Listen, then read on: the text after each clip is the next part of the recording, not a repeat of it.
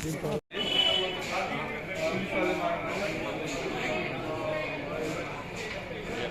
आप सबके ही आशीर्वाद से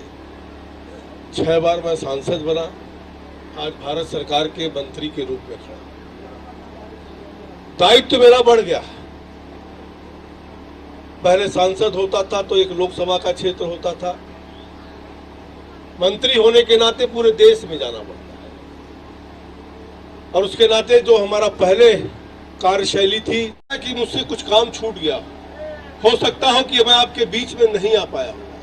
लेकिन इतना भी मुझे विश्वास है कि 33 साल की राजनीति में कोई कह नहीं सकता, पंकज चौधरी पे उंगली नहीं उठा सकता है, और मैं किसी का बनाया नहीं होगा तो किसी का बिगाड़ने का भी काम नहीं किया। जिले में कई जगहों पे आपने चौपाल का आयोजन किया गया, किस तरह से समर्थन मिल रहा है जनता का? देखिए, चौपाल लगाना मेरा पुरानी आदत सी है,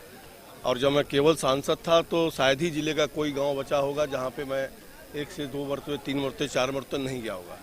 लेकिन चूंकि भारत सरकार का मंत्री होने के नाते थोड़ा समय में कटौती जरूर हुई है, फिर भी जो भी समय मिलता है इस टाइप का कार्यक्रम मेरी आदत में है और मैं जाता रहता हूँ। चूँकि अब चुनाव का घोषणा हो चुका है, और उस प्रकार से अब गाँव में जब जाने के बाद जो हमें रिस्पॉन्स मिल रहा है,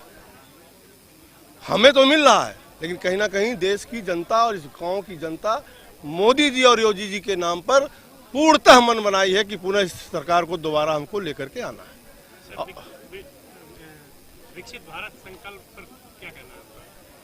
देखिए, परिकल्पना मोदी जी ने कोई ऐसे नहीं किया है। 10 साल में जो हमने काम किया है, उस काम के आधार में 10 साल में जो देश की स्थिति हमने बदली है, गरीबों की स्थिति को हमने बदला है, उसको लक्ष्य रख करके आज दुनिया में हम सबसे तेज गति से बढ़ने वाली अर्थव्यवस्था के रूप में उभरे हुए हैं। आज देश में 5वीं हमारी अर्थव्यवस्था की स्थिति है, और 2027 में भारत जो प्रोडक्शन है कि तीसरी बड़ी सबसे बड़ी अर्थव्यवस्था होगी, और 2047 तक निश्चित तौर से इस भारत में जो आवश्यकता है, जो समस्या हमारे सामने आने वाली है, उन सब की तैयारी करके लक्ष्य 2047 में विकसित भारत का कहीं ना कहीं रखकर रख गया।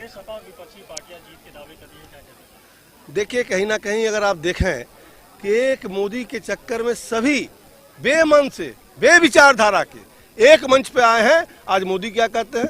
कि देश के जनता का गाढ़ा कमाई जो लोग भी भ्रष्टाचार किए हैं उन सबको जेल जाना पड़ेगा, और दूसरे मंच पे खड़े हैं उन सारे भ्रष्टाचारियों को बचाने के लिए फैसला देश की जनता को करना। आम आदमी पार्टी ने क्या आरोप लगाया है कि जेल प्रशासन बीजेपी के आदेशों पे काम कर रही है? आम आदमी पार्टी का तो आरोप लगाने की आदत है।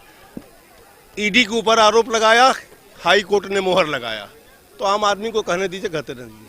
आज आपने बीजेपी की सदस्यता ग्रहण की है अपने साथियों के साथ, क्या उद्देश्य था बीजेपी का सदस्यता? नहीं, मैंने अभी थोड़ी देर पहले भी मैंने बताया, और मैं आपको बताता चलूँ कि उसका कारण यही है कि आज तक जितनी सरकारें आई वो सिर्फ जो है बातें करती रहीं, लेकिन धरातल पे किसी ने कार्य नहीं किया।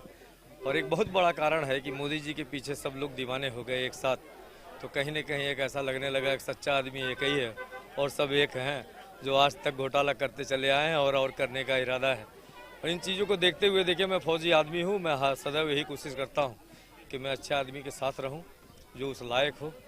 और उसी पे मैं विश्वास करता हूँ। इसलिए योगी जी के कार्यशैली से मैं बहुत प्रभावित हूँ कि उन्होंने जो कहा उसको कहा और किया, और उसका निर्माण किया। जैसे 370 उन्होंने हटाया, राम मंदिर का निर्माण कराया, घर घर तक अनाज पहुँचाई, घर घर तक मुफ्त आवास पहुँचाई, घर घर तक मुफ्त शौचालय पहुँचाया, करोड़ों लोगों को सुविधाएँ दी। और आज जो गाँव की जो महिलाएँ हैं, मातृशक्ति हैं, उनमें जो समूह के द्वारा धन मुहैया कराना,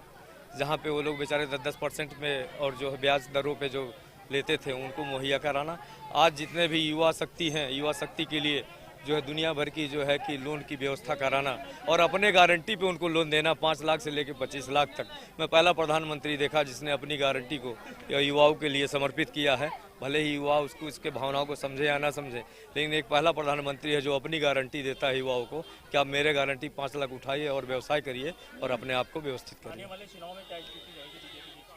मुझे देखिए, मैं अगर आप बीजेपी की स्थिति अगर जानना चाहते तो मैं आपको यही कहूँगा कि पूरे देश में जो बीजेपी की लहर जैसी है, और मुझे तो सामने कोई दिख ही नहीं रहा है, क्योंकि अभी तो आप देखेंगे कि सब लोग जो भी गठजोड़ है, ये गठजोड़ पता नहीं अभी वोट पड़ने तक ये लोग रह पाएंगे नहीं पाएंगे, ये लोग एक दूसरे की तरफ खुद ही परेशान रहेंगे। और मैं आपको बताता चलूँ कि एक तरफा जो है कि भाजपा आगे बढ़ रही है, और जो 400 पार का नारा लग रहा है वो कहीं न कहीं लोगों के दिल दिमाग से निकल रहा है। और बहुत आया लोग ये चाहते हैं कि भाजपा सरकार वापस हो अपने गारंटी के साथ और पुनः कार्य कर आप भाजपा ज्वाइन किए हैं, क्या लगता है कि इस बार सनोली नगर पंचायत में पंकज चौधरी को ज्यादा वोट मिलेगा पहले की तुलना में? नहीं, मैं गारंटी दे सकता हूँ इसका कि पंकज चौधरी ने जो भी वोट पाया था इससे पहले, मुझे अभी मैं आपको बताता चलूँ कि मैं झूठ नहीं बोलता, मुझे पता भी नहीं है को कितना वोट पाए थे नगर पंचायत सोनौली में, लेकिन मैं आश्वस्त करना चाहूँगा भारतीय जनता पार्टी को और यहाँ के जितने भी नेतागण हैं कि मैं उनके लिए पूरा कर्म करूँगा, मेहनत करूँगा